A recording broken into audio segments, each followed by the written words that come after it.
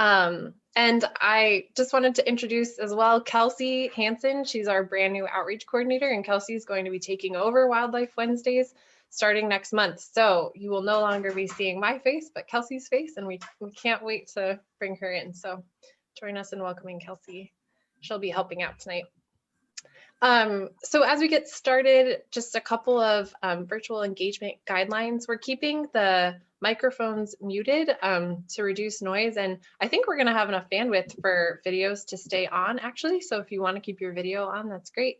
If it starts to hiccup a little bit, we'll ask that people turn the videos off. And then another feature some people might not be aware of is the full screen mode at the bottom of your screen or in your toolbox. So that just helps see the participants a little bit more. And then this Wildlife Wednesday is very much a conversation. So if you have any questions or you want to chime in, feel free to open up the chat function and type questions, type away. We really want as much engagement as possible. So throughout the talk, we'll be moderating the chat box and bringing those questions to Ann and Estelle. And of course, the most important thing is to enjoy your time and learn something new. A quick introduction to Alaska Wildlife Alliance. We were founded in 1978, and our mission is for the ethical and scientific management of Alaska's wildlife.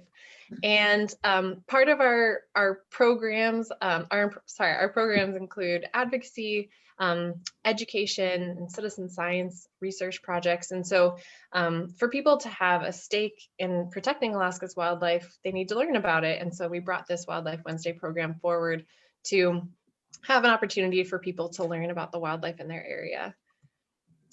On our website, we have our latest news, some other issues that we're engaged in outside of Wildlife Wednesdays.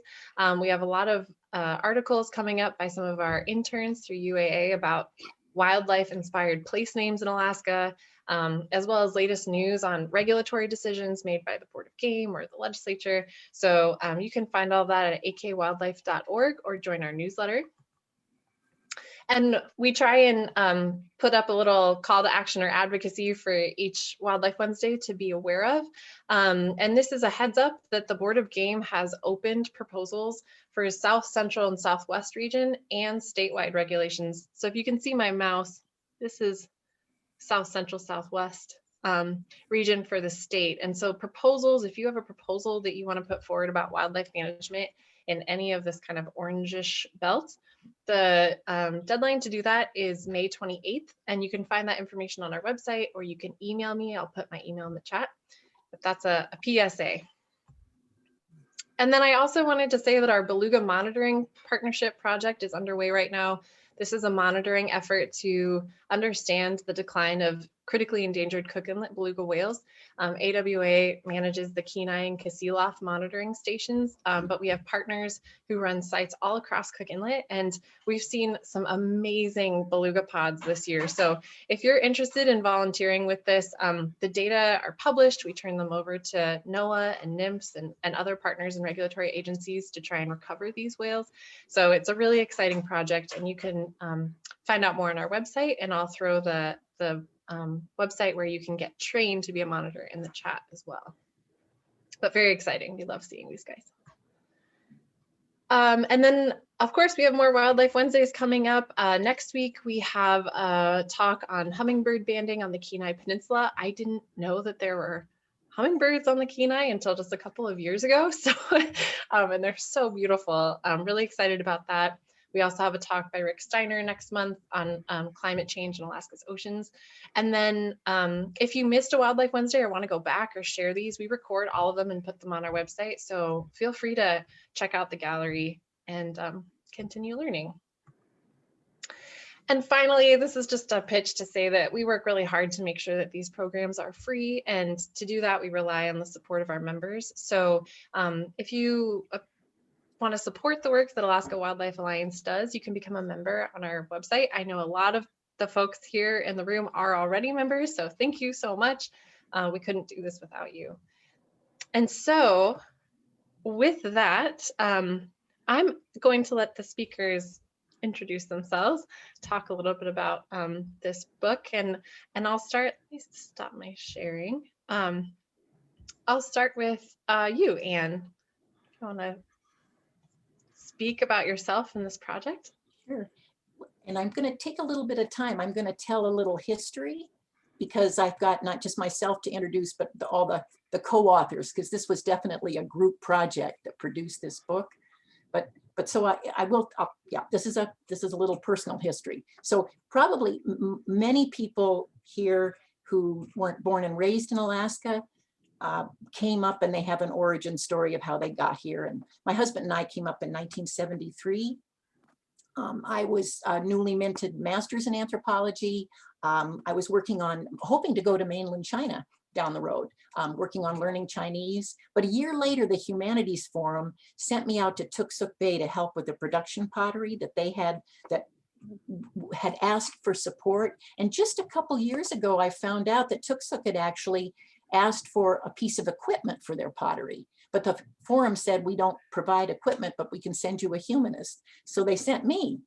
They gave me a plane ticket to Tuksuk. If I had not, and once I was there, I fell in love and I never went anyplace else. I never got to China.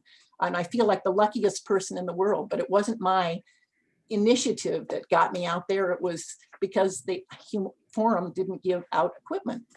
So, I was there on and off during that summer. I came back for a year to work on learning Yupik in 1976 and 77.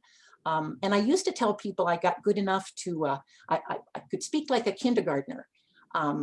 But Mark John, once my sister asked Mark, how well does Ann speak Yupik? And he laughed and he said, well, you know, she's been hanging around my parents for years. She speaks well enough to beg for food. And that's a compliment because elders would say that to each other. They'd say, how well do you speak English? Ah, well enough to beg for food. And then getting ready for this talk, I realized the names of all the animals in the book, I learned those that first year because I ate them and I could ask for them. So that's what I knew when I was, you know, newly out there. And then another kind of, for me, an important part of my history is that I went back to, well, first we lived in Bethel and then back in Anchorage and I was raising kids. And for the next 15 years, I still was focused on the YK region, but I was doing things of my own invention. I did a movie history and a missionary history. I did a harvest disruption study, but they were all, and it wasn't like I was hiding things, but they were all projects of my own invention. But then my life changed forever in 1992 when Andy Pauken, this is probably along with going to Tuksuk, the most significant thing for me, Andy Pauken and Tim Troll, who were working together for the Coastal Yukon Mayors Association out in St. Mary's, asked me if I would help them organize a mask exhibit. And I'll do anything with the YK. I knew nothing about masks. I knew nothing about museums, but I said, sure. And we did that, but we did that as a team.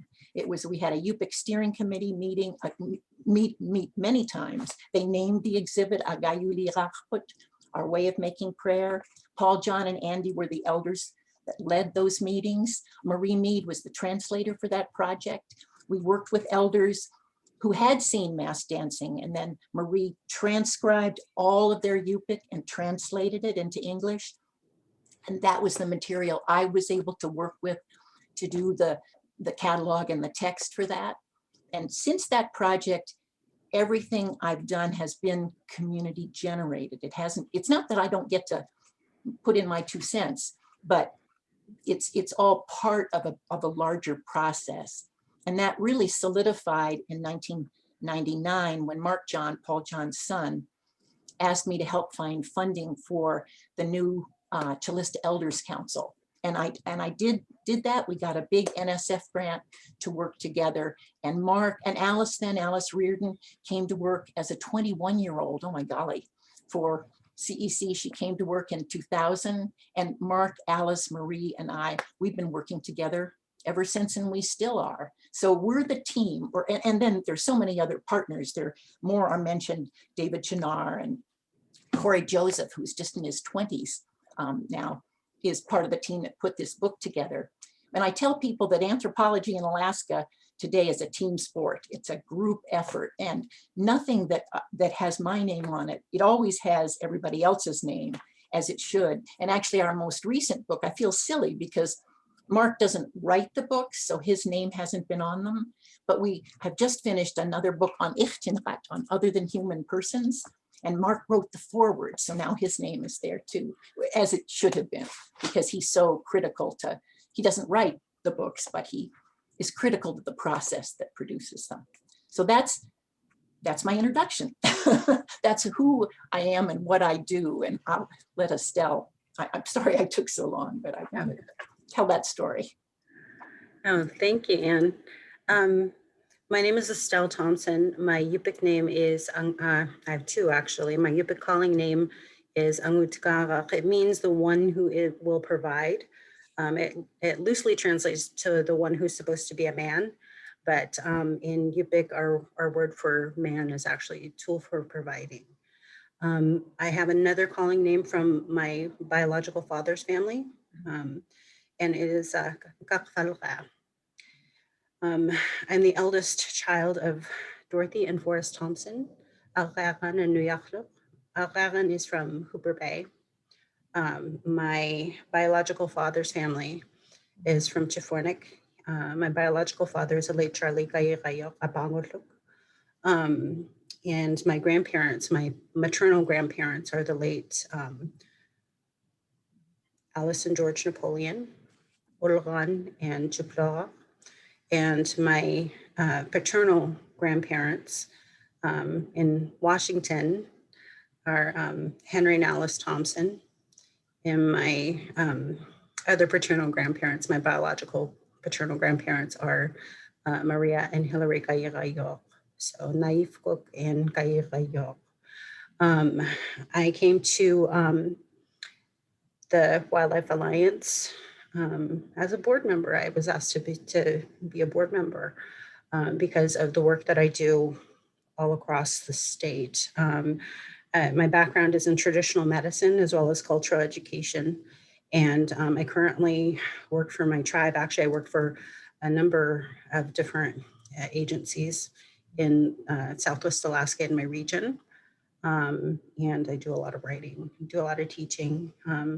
I work with botanical plant medicines, and I always say that my greatest job is the mother of 3 children. So I'm really pleased to be here with Ann because with all of the work that Ann's done, many of the people that she's worked with were, the background in her books are actually my family members. And I was telling Nikki not too long ago that it's wonderful to be able to read your books because some of those family members have passed on. It makes me feel close to my Nanny Moses and my Uppy Paul John and some of those other family members that are in those books. Being able to see their words and hear their thoughts and it's like experiencing a story with them again. So I appreciate the time here. Thank you.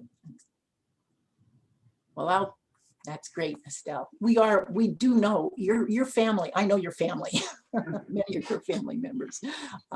They'll pop up here. Well, I thought I'd follow with just a 5-minute history that you won't forget of the YK region, because I'm thinking that some of you haven't been to Bethel and don't know our region. So if you don't, there are 3 things. This is quick and dirty, but 3 things to remember about our region. And the first thing is, and Estelle, you can leap in here if I forget something or anything. First of all, it has nothing that non-natives want. It had no whales, it had no gold, it had no timber, fishery, a little bit, but not much, no sea otters. So non-natives and it was very difficult to get to because the sea is so darn shallow. So non-natives left it alone. And the first to come into the region, oh, and by the way, I'm talking about the YK Delta, and that is go 400 miles west from Anchorage, not north, but west, and you'll get to Bethel, and then another 100 miles will take you to the Bering Sea coast and Nelson Island. So orient yourself that way. That's the only part of the state I know anything about is the YK Delta. And we're lucky to be there. So non-natives started to come. There were some Russian exploration, but really the first to come were the missionaries in the late 1800s, and they definitely had an impact. But the elders that Hilary, your grandparents, Paul John, the people I've worked with, they were born in the 1920s, 1930s, 1940s, when there were no non-natives there, maybe a missionary. Paul John saw his first missionary, Father Discount, when he was 9 or 10. And these men and women were raised, changes had occurred, but they were raised traditionally. The men were raised in the qazagi, the men's house, men and boys over the age of 5, and women and their daughters and very young boys would be in the houses surrounding them. There weren't single family dwellings. So they were raised traditionally. And in that context, they received not just, they received traditional knowledge. And I think one common misconception is Yupik people were out there, Eskimo people were learning by doing. Well, certainly they did learn by doing, but there was a heck of a lot of oral instruction that went on. So by the time I came along in that, well, when I was first out in Tuksuk, I don't think Paul John or they certainly had seen change, but that oral instruction was still something they could do in their homes. But then as time went on, by the 1990s, and certainly by the time the Elders Council was formed, it was formed early in the 1990s, but when it really got going in 1999, the elders were truly concerned that their language was dropping off, that that the kids weren't hearing the qanquyut, they weren't getting the oral instruction that they needed to be, to be competent people. So during those first years with the Elders Council, they began, we had big conventions, and then we did one-on-one interviews, and over the first 5 years with that big NSF grant I mentioned, we got a traditional knowledge grant. We figured out that working with small groups of 4 or 5 elders on particular topics was a good way to document information. And we meet for 3 or 4 days on a topic like child rearing, marriage, preparing youth, discipline was another topic we covered. So we did these topic-specific gatherings over a period of years, transcribed, translated the information, and began to produce our bilingual and English language books. And the book that I'm supposed to be talking about tonight and haven't gotten to yet is the third of a series of 3 books. The elders focused, they focused those early years on qanquyut oral instructions having to do with people living together, with human relations. And we wrote, out of that came a book, here we go, Wise Words of the Yupik People, We Talk to You Because We Love You. And it includes the qanquyut having to do with human relations. We went on to do one with humans in the natural world, and then this last book, which is human-animal relations. At this point, you might want to know, what do I mean by qanquyut? And I can, the best way, how do we describe it? They're like proverbs, oral instructions. Alice and I have come up with adages, is the word we've used. And they're short sayings that capture a great deal. And children would hear these, they'd hear them repeatedly. They're memorable sayings. So one would be Ciutok ingamik. Ears, they say, are eyes. And the little kids would hear that and they didn't really understand it, but they learned that it meant that if you do bad things, if you do wrong things, people will hear about you even if they haven't met you, they'll hear about you and they'll know you for what you've done. So ears, they say, are eyes. Another example would be little girls would be told, boys, they say, are like puppies, which I always thought was kind of sweet. But think about it, puppies, if you give a puppy attention, it'll come after you. So girls were told, boys, they say, are like puppies, and don't go there, don't do that, don't give them attention. And they you learn these things. Boys, on the other hand, were told, women, they say, are deaf, which is pretty heavy, but the idea was that you would, they would also be told, there is a woman in your life and you will get to it, don't cut across the point, go around to her. So men and women were separated in the past. They were kept separate. A young boy, until he was married, a woman's air was considered polluting. So women would hold their skirts around their legs and not step over a young man or his equipment. A boy would walk upwind of a woman.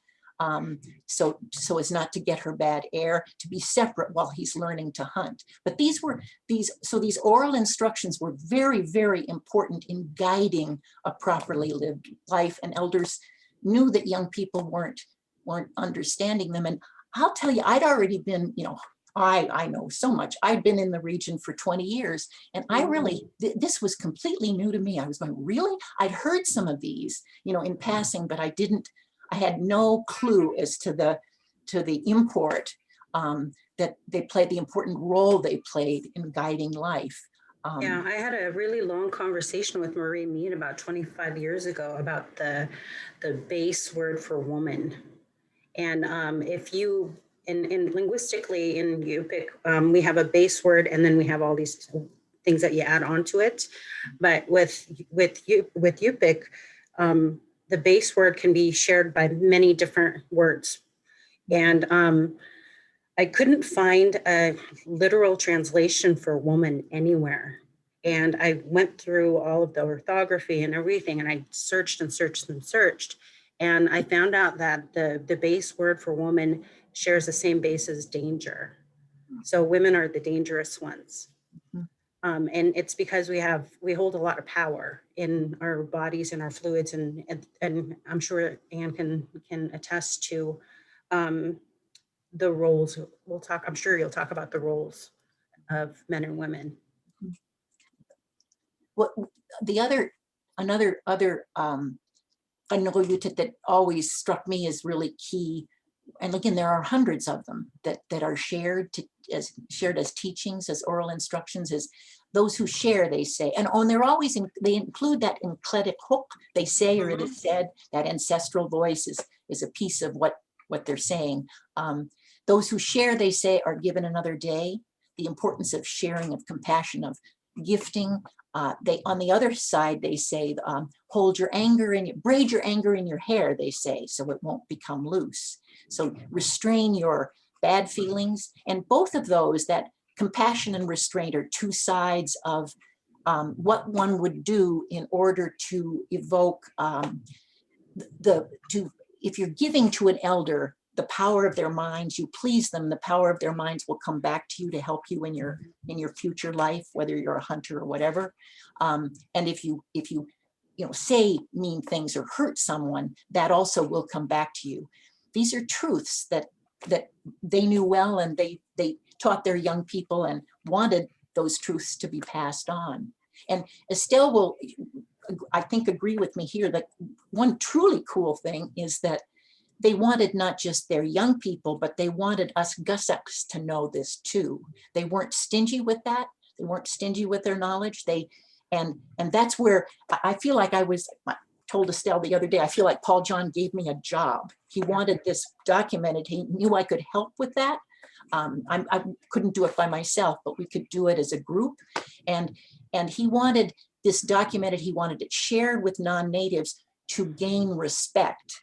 And one time, I think this was a couple years before he died, we had a big meeting in Tuksuk, and it was really moved me. He compared our books and the work we'd done to the election of President Obama. And he said, just like President Obama's, his election showed that African Americans are capable, our books show that Yupik people are capable. They demonstrate that so that non-natives know it. So he was just incredibly, he advocated for Yupik knowledge having a place in the world. Mm-hmm. And that strong feeling, that job they gave me, that also was brought home when, and this was several years after that, CEC got an award for all their books, and it was given at a conference in Santa Fe. And our Pueblo hosts, the presentation came on, and the woman who was presenting showed the covers of all our books, 1, 2, 3, 4, 5, and I was there to receive this award. And at the end of the award, we got the award. That was neat. But our Pueblo host came up to me and he said, I'm amazed. We don't share information like that with non-natives. We don't even share that within our community. Remember, the Pueblo history is so different. Their contact history is so different. But Yupik people, they have their land, they have their language, and they are incredibly proud of that. And these books that I've helped do, because they're not my books, they are part of that statement of pride. So they're details about life as Yupik people have lived it, but they're also, there's a great deal of pride that comes with that. Yeah, so. That's so exciting. I mean, I loved, I haven't gotten through the newest book completely, but I went through and being able to read some of these Ciutengqertut, again, it kind of reinforces this belief about, you know, something that like, I think it was, you wrote that, Paul John, in one of the earlier books where it was talking about our lives being a moral act between responsibility and respect. And I think one of the things that a lot of non-native people don't understand is that for a Yupik person, for an indigenous person, one of the greatest things in their life are the relationships. And if I gave my my full Yupik introduction, it would take a while, but the reason that we would take a while to do it is so that everybody within the room would understand how to relate to me, what kinship we shared, what role or responsibility, what title to call me. Because I may be named after your dad, or you may be named after my auntie, my favorite auntie or something. Or, you know, like Bill could be one of my grandpa's hunting partners. So we have to understand how to relate. And one of the things I love about this book is that it reminds us how we are supposed to relate to animals. And that's another thing I think that a lot of people don't understand, is that we have this very complex relationship with our natural world. And it's a beautiful thing to be able to record this. Do you want to talk a little bit more about some of these stories that you have in there? Yeah, and the title of the book, I mean, the sort of the ambiguous, or maybe not ambiguous, but not self-evident. They say they have ears. They say they have ears through the ground. That Nunakun-gguq Ciutengqertut, that's a ganrulun, that's an adage or a saying that's often known, that animals, they know. So you don't say things about them. You don't say, I'm going to go hunt a bear. There's the story of the man that said he was going to hunt for bear claws for a dance headdress, and his body was found with his scalp taken off and the claw marks where the bear got him. So you don't say I'm going to go kill a moose, or I'm going to go. I told Alice once that I was going to Homer and I would bring her home cod. And after I said it, I thought, oh boy, needless to say, we did not bring home cod. You don't say it. You don't, you don't say it. Animals know. So that very important. But we learned, so the book is in 3 parts, and the middle part are gatherings. They'll give you, I mentioned these topic specific gatherings we have on one topic, and we had one gathering on sea mammals and one on birds and one on king salmon, just on king salmon, and then one on big animals, moose and bear. We could do those again and get so much. This has been one of the neatest projects that we worked on, because we had Mark again is the one that puts together the groups. I know these men and women now after years, but Mark knows them way better and knows who will work well together.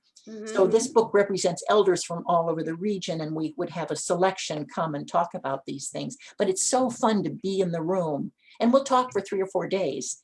As I said, the sort of neat thing, I think all of these gatherings, no, one of them was here at my house with elders staying here, but that was the king salmon gathering. But the other 3 we had out in Bethel at the Fish and Wildlife bunkhouse. And a decade or so ago, Fish and Wildlife and Yupik elders came in to talk about birds. And anyway, relations have not always been perfect with Fish and Wildlife and Yupik elders, but they make their bunkhouse available to us both to stay in and cook our own meals and meet in there. Anyway, things have gotten better. And Fish and Wildlife, well, they've got Yupik guys working for Fish and Wildlife out there now. But these gatherings were, we learned so much. And the chapter on birds is a good example of, it's titled something like Birds Notify Us, because elders, as they talked about, again, we just skimmed the surface because there's so many, this is a waterfowl. It's such a rich habitat, the Delta, and so many birds pass through, but they have such rich imagery to what they say about the birds. And I think one of my favorites is Harlequin Ducks. Mm-hmm. They say don't kill them. If they're in your path, they say don't shoot them. And what they mean is hunters used to go, they don't do this anymore, but used to go, well, some do, but very few do. They used to drive into the mountains with their dog sleds in April, end of March, early April, when there was still snow, and they'd hunt for moose and bear and then make a bearskin boat and bring it down the current when the streams broke up. And this would be down the Kizaralik River or the Queetluk River or the at flood, that's pretty dangerous water, but that's how they'd get home. And they said if they saw a Harlequin duck, follow that bird, don't hunt it, follow that bird. That bird would know how to go through the current, through the channel. And so they would follow the Harlequin duck. And just all sorts of sayings having to do with particular, well, and ravens, of course, there's a chapter, raven's a bird, but there's a whole chapter on raven because he looms large in Yupik oral tradition. Well, he looms large in lots of Alaska Native traditions, and the history, a story. In many of our cultures, he's our creator. I loved reading some of the names for raven and thinking about some of the teachings that we had about our birds, about raven, about any of these birds. And as Nikki knows, birds are one of my very favorite things in the world. Where my mom's from, it's really prime nesting grounds for all sorts of the migratory birds from all over the world. Mm-hmm. And I'm just fascinated with where they go and what they do. But more than that, I really want to delve a little bit deeper into what the relationship my people had from a long time ago. Not my generation, not my mom's generation, maybe even past my grandparents' generation. And I think these stories really help with that, these things that you've been able to capture. Well, only because they share them. I mean, people like Nick Andrew, Paul, I mean, there's so many elders that know so much. Nick's a real hunter. Many elders will talk about calling out to raven, at mushrock, raven, drop your backpack. And I was amazed in reading Make Prayers to Richard Nelson's Make Prayers to Raven. Koyukon say the same thing to raven. They call grandfather, give me your backpack. And if a raven flips, you'll know that there'll be food in his direction. But that's hunters talk about that because ravens do talk and guide, presumably because they want some of the scraps, they guide you to the kill site. And so hunters always talk about that. The chapter on raven has a little bit different focus because that was new. There are sites where Raven's daughter had her first menses on Nelson Island, but I had no idea until really recently how many land features in Southwest Alaska raven created. And I know there's lots more history there that I don't know because these were some of the last elders that shared. There's a site, a raven site along the Yukon River, and I guess one of them I had an opportunity to go out to Kashunak, which is on the Bering Sea coast, just a little bit to the west of Chivak, on the coast, and you go up the Kashunak River, and Raven said to have come up the river and created the side streams with his paddle as he brought his kayak up the river. So Raven created the land. Mm-hmm. So those stories are pretty wonderful. Just amazing. how would you tell people to go through your book, and what would you tell them to consider or to keep in mind as they read through? That's a good question. I think the central part, the 4 chapters, those are kind of long. They can be long. I don't think the central chapters are easy to read unless you're like, if you're really into birds. We tried to put all the detail that elders shared in there. So I would say dip in and dip out, that you don't have to sit down and read the whole thing, you know, as a block, because they are long and detailed. I'd say the last chapter is maybe one of the more accessible ones as a story, because it tells the story. In that last chapter, we make a link between animals and non-human persons and other than human persons, which are everywhere in Western Alaska, especially in hilly areas, and they are the other than human beings that can appear as small people or in animal form. So they are beings that are encountered, and it's a story of road building through one of their traditional sites and the debate that community members had about that road building project. So it's a story about ways in which traditions have stayed the same and ways in which they've changed. Some of the debates that are going on in Western Alaska, you know, with elders that are now gone. So how things will transpire in the future, it's hard to say. Yeah, I don't know if anybody has read the book already, but is there something that you'd like to share from the book, directly from the book? Well, or is there something that you want to talk about?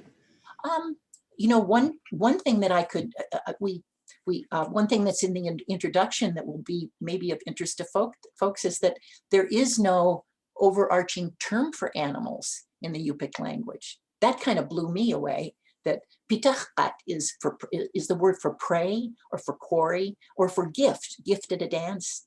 And that's what Alice translated as animal. And I was busy talking about animals this and animals that, but there is no overarching terms. There are all these very specific terms, the ones that I learned in the 1970s, because that's what we ate. Those are the words that people use for animals. And sometimes you can say birds, yaqulqit. You can say sea animals. There's a word for bears, general term for bears. So there's some and jisik for insects, but there's no big word for animals. That's just, yeah. I think that's of great interest to me, or was really, really interesting. Other things I'd like to share. I could read, well, I'm not sure I want to read a passage, but I do encourage you to, the first chapter has a section where we talk more about the, I could find it, I guess. Let me see here. Oh, I don't know about reading in the middle of it. It's okay. It's how the title, it's an explanation of the title. They say they have ears through the ground, and some of what elders have said about that. But that's there in the first chapter of the book. Yeah, if there are things that you wanted to share about things that you didn't know as you started to work with people in my region, my family, I didn't know any of this. That's how, I mean, really, seriously, that's the level of my ignorance I was deeply ignorant when I started all this work. I just think, and every time we have a gathering of elders, and we have had them at my house, well, not since COVID, but we would have, the kids are out of the house now, so we'd have, we've got 2 rooms upstairs, and 4 elders could stay, and we could eat big breakfasts and lunches and dinners and meet together during the day. And I would learn, I just would learn things every day. So yeah, and try to put them together then in a form that could be shared. Oh, another thing that actually I do think this group could, that is to me really significant. This is in our second book, Tlavut, Our Yupik World and Weather, and that's the book that I mentioned that where we had the nonhuman having to do with human relations to the land, to the sea, to the ice, snow, rocks, mountains, all the humans in the natural world, what we call the natural world. But in that, at the end of many of our discussions, climate change, of course, came up because things are changing. And the way that that's captured in Yupik Ciutengqertut that most often comes up is they say the world is changing following its people. And listen to them say that, and it's to say, so what do they mean by they say the world is changing following its people? Is it because of what people do? You know, carbon emissions, overfishing. That's not what they're talking about. They say the world is changing following the way people aren't treating each other well. It's again, you mentioned that it's all about relationships. People aren't treating each other well, and that's why the world is changing. They had the world. There is one word, tla, which means awareness, human awareness, the weather, the world, the universe, same word. So their idea of, I just think that's incredibly profound. And it's there in the Yupik language, and it's there in that Kanhoyun. So if people treat each other properly, correctly, that's one of the things that I share very frequently when I teach regarding plant medicine or cultural education is the fact that we Yupik believe that we have we become aware of our place in the universe when we have our first memory, when we have all these things, but we also have smaller awakenings of consciousness throughout our entire life. And those could be, when I tried to give examples to people that weren't aware of what that could be, is like learning how to read. You know, your perception, your mind changes, and it can't go back to not being able to learn, you know, not being able to read. You all of a sudden gain this new awareness of this thing that you can do, or this understanding of this greater understanding of the world. And we have those throughout our entire life. So we have these awakenings of consciousness when there's something that's very large that affects us and changes us as we are as human beings. And we'll continue to do that until we die. And hopefully we'll be able to gain a better understanding of not just our relationship to each other, but also what we're doing to the land. One of the things that I think is really important for people to understand is to really understand that whole concept of our life being that moral act between responsibility and respect.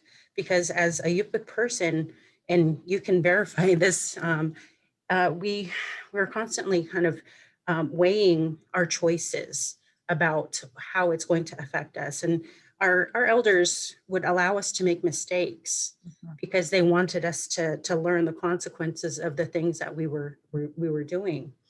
And they wouldn't admonish us in bad ways, you know, but they would say, well, maybe next time you could try. I think one of the things also is that Indigenous people around the world have talked about how the world is going to change for a long time. It's in many prophecies, not just from my area, but from other Indigenous communities. So we kind of knew this was coming. And Yupik people, I always tell my young Yupik students that we are applied scientists. We come from applied scientists. We test constantly what works the best. We find the best way to live with our environment and with each other. We had these big, we had this life way where we constantly were thinking about how to best deal with the situation. And I think that can be applicable to today. And what you were saying about how the elders were saying, you know, it'll change because of how the people are. If you look at society in general, we don't have the same kind of respect, and we don't feel the same kind of responsibility that we have to one another that we used to, as well as the responsibility to our land to make sure that, you know, the place that we live in is safe, and that the food that we eat is good for us and it's not contaminated or has lots of toxins. So it's more than just this concept. It's a whole kind of lifestyle change, don't you think?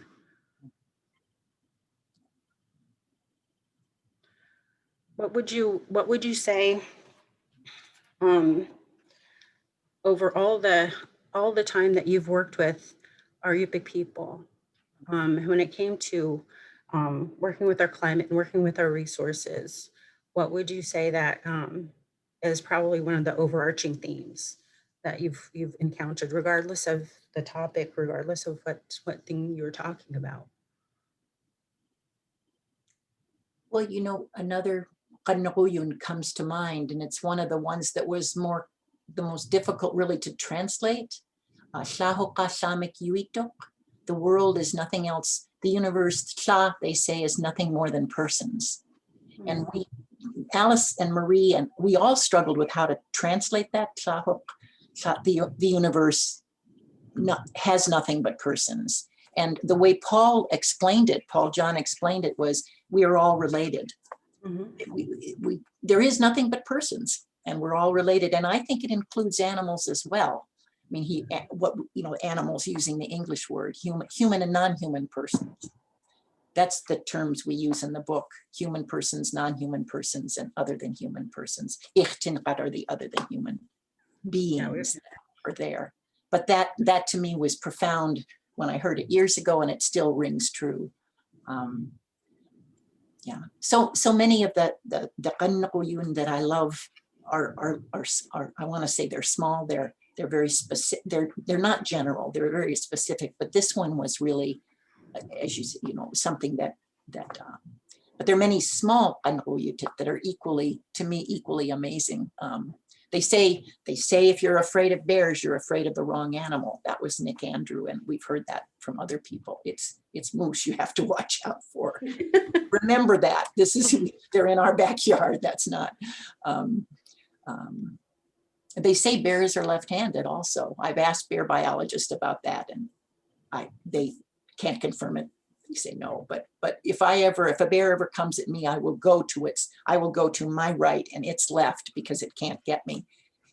That's what Nick says to do, and I'll trust him on that one. All these I'm going to say small, but these they're just so eloquent, and they were passed on to everybody freely. I'm just amazed. And not to interject, but we do have a couple of questions in the chat, both publicly and some who have sent to me. So Bill asked, is there any hierarchy among the animals or / animal spirits among YK Delta Yupiks? For example, Richard Nelson described the wolverine as being the most powerful spirit animal among Koyukuk and Athabascans. That's a great question, Bill. I'd have to think about that. I mean, there are certainly animals that are more like the killer whale, are animals that you avoid, or you're very respectful for. You can throw a bead in the water and it will give you whale in return, and you never hunt it. But I have not heard animals described as more, they're often given personalities in the stories that the elders say, like porcupines are jealous, are considered jealous. And if you pass one by and go get a moose, you won't get the moose. You have to kill it. You can't hunt the porcupine first because he's jealous and he doesn't want to be ignored. So animals have, cranes are comedians. So animals have different personalities, but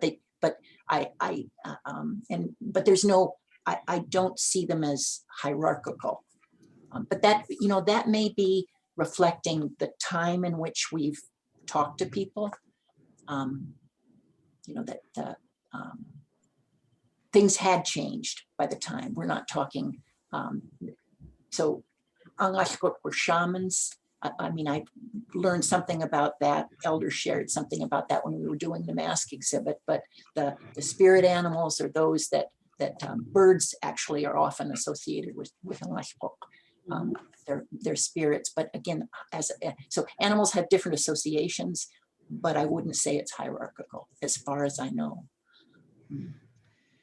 And there are now a lot of questions rolling in the chat, so we'll just keep on asking. Estelle, you go ahead and jump in here too if you Got it. Yeah, Estelle, did you have anything on Bill's question? I think that with the advent of so much contact, we lost some of that old knowledge because it wasn't considered important for us to keep.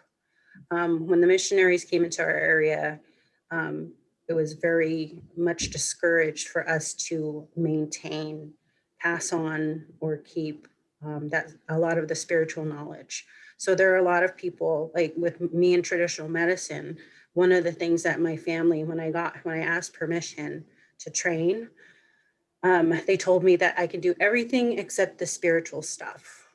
And for good reason. I actually come from Nunakun-gguq. There's people in my lineage, on both sides of my lineage, that are Nunakun-gguq. But my mother calls me a yung charista.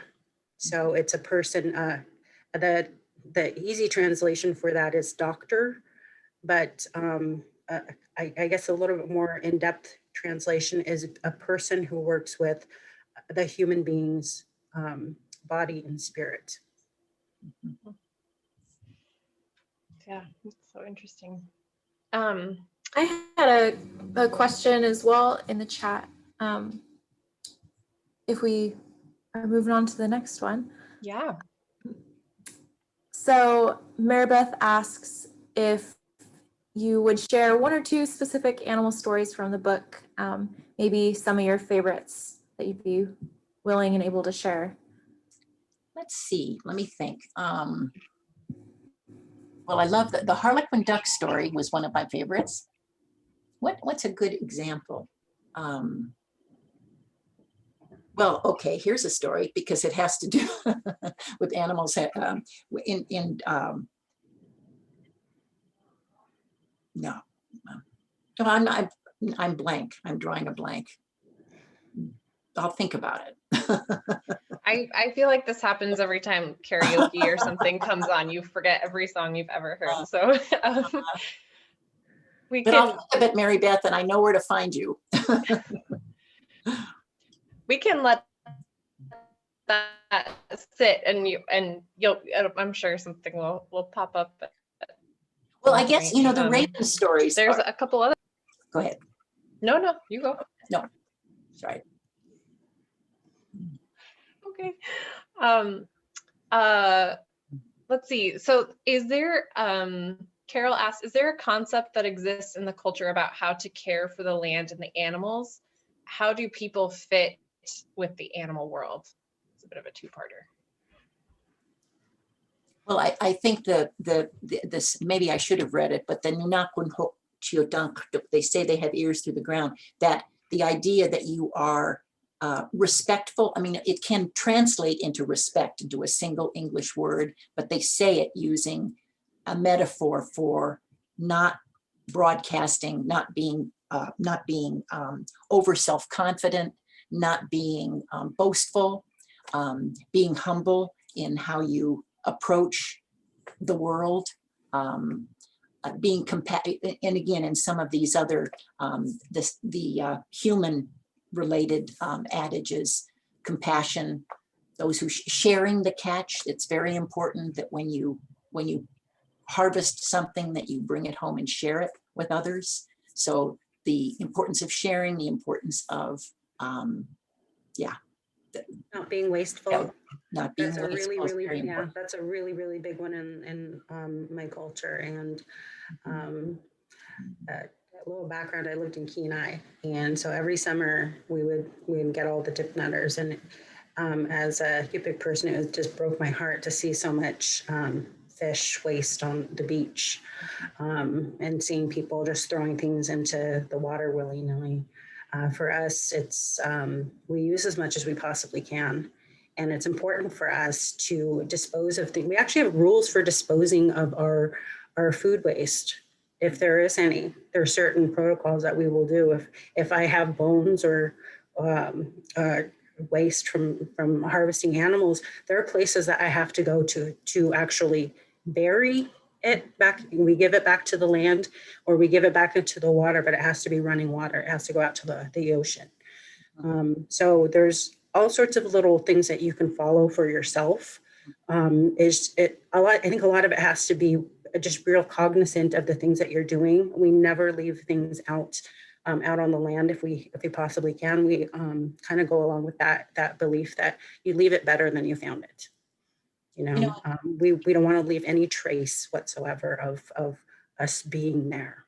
Actually, Nick Andrew, his theory of, they're in the discussion of king salmon, his feeling of one of the reasons for the decline of king salmon was the fact that the fisheries, that the fish factories, fish buyers that were there put their fish waste in the river as opposed to burying it behind the river, and it settled at the bottom and it created a smell that the fish, so the kings didn't come back. There's arguments, it's debated on the Yukon why the kings have gone down so much. And back to the land question, I don't know if this completely addresses it, but we have done since, about 2007, after we've done lots of work with place names. And this project, we started by documenting place names on Nelson Island, and then we've sort of gone around the YK region. And we now have a website. If you Google Yupik Atlas, just Yupik Atlas, you'll find the website will pop up. It was done by a group called Iloka, and there's over 6,000 place names, rivers, lakes, in this wilderness, in quotes, wilderness. It's an area, the YK Delta has 56 villages, and these names just crack the surface. There are so many more names that we don't know, but it gives you a sense of when Martin Moore from Imangak saw this map, he was just delighted. And he says, this shows that Yupik people walked on every piece of this wilderness, because it's their land, it's named.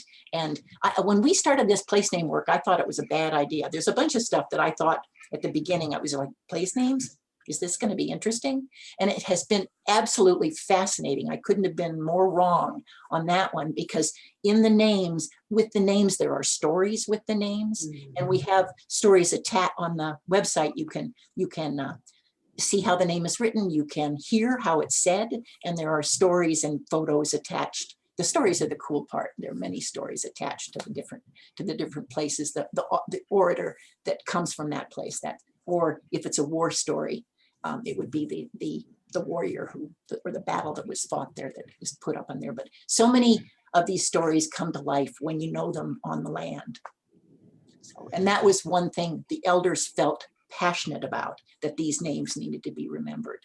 And that, again, in the beginning, I thought, place names, but it was as important as the fluency in the Yupik language was understanding the places, which is being lost because children aren't traveling as much as they used to. So that was felt to be very important. Thank you for sharing the concept of greed and utilizing every piece of the animal. It reminds me of, I think it's the Wendigo creature mentioned in the Braiding Sweetgrass book and others. So thank you for sharing that. And we have we have many other questions. There have been so many coming on in, but I think to wrap up on the last one that we'll bring up is, the question is, if the term hunt is or was not utilized, what used in place of the verb hunt or hunting? What was that?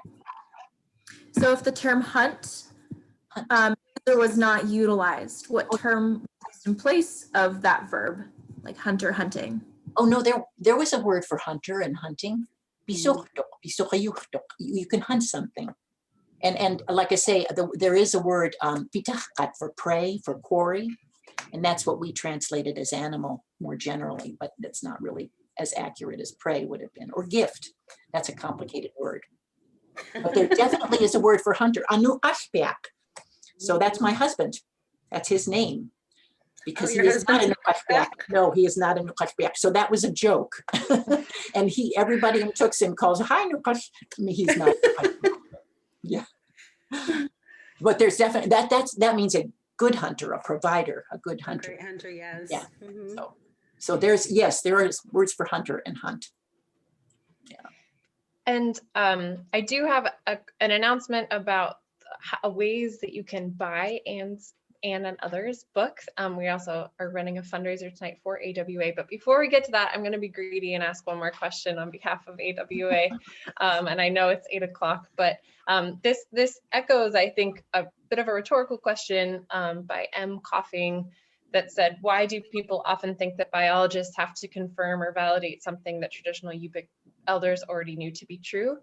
And I think I'll ask, my question is, you know, as a leader of an organization, a conservation organization, I think the conservation community has been waking up to really kind of messy and complicated concepts of like what is natural, and this kind of John Muir type of conservation movement that is so important for the United States and other places, but how we can integrate people onto the land, you know, how to be more inclusive and more holistic, and therefore have much better advocacy in all of these issues that we're facing in terms of, you know, regulations and sort of boring but very important things. And so I guess to ramble on, my question is how maybe more of an example of the ways that we could be, that would make us more aware of how Indigenous peoples in Alaska have been, to put more of a Western word, like managing wildlife or land, and basically touching on, you know, we see all of these policies that impact Indigenous people in regulations, but I think what's lost there are the cultural traditions that are really hard to put in to those regulations. And so I guess just general observations on what we could do, or examples on how we can learn from Indigenous people and be more constructive in the future. That was a really long question. Well, you know, I'd say no. I think just educating yourself as individuals. That's what Paul John wanted you to read these books, because he thought that he was hoping we made clear and made understandable to non-natives. I try to write for high school students. I try to not fill this with jargon. And I guess Estelle, I should have read a passage because, and to answer Mary Beth's question too, because this is full of quotes. This is not me Nancy Lord reviewed the book and she hit the word scribe, and I love to write, but I don't write just my own text. It's full of quotes of what elders are saying, and I try to give a context to those. So reading these books and reading trying to educate yourself would be the number one way that you as individuals can help. I do think management is moving in the right direction. There is the Intertribal Fish Commission in the YK, where there's Yupik management strategies, a Yupik group that is working with both the federal and state agencies in ways that just was unimaginable 20 years ago. And there was definitely a real dislike of fish. I mentioned Fish and Wildlife having a rough relationship because they were trying to regulate hunting migratory birds. And Yupik people felt if a bird presented itself, they should harvest it and share it back in the village. But those now they have Yupik men and women working for Fish and Wildlife who understand this better. And it's the relations are really it's not a perfect world, but certainly things have improved in terms of Yupik men and women understanding what the federal government is trying to do with these regulations, with the International Bird Treaty Act, and the other way around. So I think we definitely are moving in the YK region. I really can't speak for management statewide. I keep my eyes on the prize. I keep my eyes on the Bethel area. But I think things have improved, are moving in the right direction. I definitely agree. I think that one of the things that's coming out right now is there is a lot more interest in documentation. It's not just Ann's books, but there's a whole bunch of other books throughout Alaska that are documenting the lifeways of Indigenous people, the belief systems. And that's really, really important for people to understand. When we think about management in terms of being an Indigenous person, we don't think of it in management terms or conservation terms as a lot of non-native people do. You know, as I said, it's all about relationships, and we are constantly reviewing. And we've lived on this land for tens of thousands of years. I think it was like 10,000 something. I can't remember. In at least my village, they recorded something like 10,000 years ago. But one of the things that I think is really important is that the whole idea of being in relationship is something that non-native people are trying to understand, because they realize, and this is something that I've spoken about and advocated about at tribal consultations with the government, is that they need to change the way that they're working, because what they've been doing all this time has not been working. And so they're starting to ask for more expertise, more input, and recommendations, and you know, complaints, and even criticisms from Indigenous people throughout the world, you know, about how we should be living with the land, because we've lived here for hundreds and thousands of generations. My people have, I mean, I joke that my DNA has Alaska in its blood. It really does. I did one of those genealogical thing, and it just showed North America and a little bit of South America. It went all the way over to Greenland. That's where I'm from. This is who I am. I am Alaska. And I think it's important for people, yes, definitely get educated, but also be willing to have conversations that could be a little bit difficult sometimes with people who are from these areas, and be willing to not be so aggressive about trying to get the information, because, you know, in a lot of places in my region, if you're coming at us aggressively, we're going to be like, we'll avoid you. But it's one of those things where there needs to be lots more conversations like this. There needs to be a lot more people putting other people at the same table. In my region, we have a lot of good talks with tea and coffee. You know, you sit somebody down and you have somebody that comes to visit you, you feed them, you give them tea, you give them coffee, and you can have some really wonderful conversations. Those are the times that we learn the most, is when you're taking your time to really listen, to really absorb, and to ask questions in a way that allows people to speak from their heart. I think that's a perfect Oh, last line to